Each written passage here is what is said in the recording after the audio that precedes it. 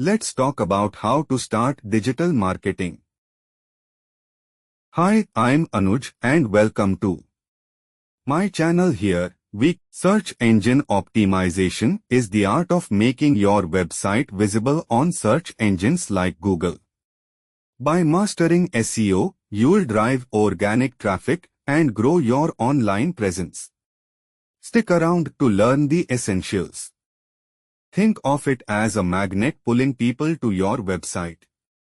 Strong SEO helps you reach your target audience without paying for ads. Higher rankings mean more clicks, more leads, and ultimately, more success for your brand. By choosing the right keywords, you attract people searching for exactly what you offer.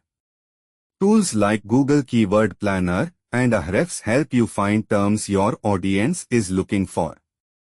Incorporate these naturally into your content for the best results.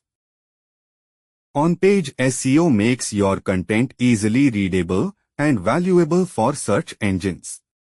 Use clear headings, add meta descriptions, and optimize images with alt text.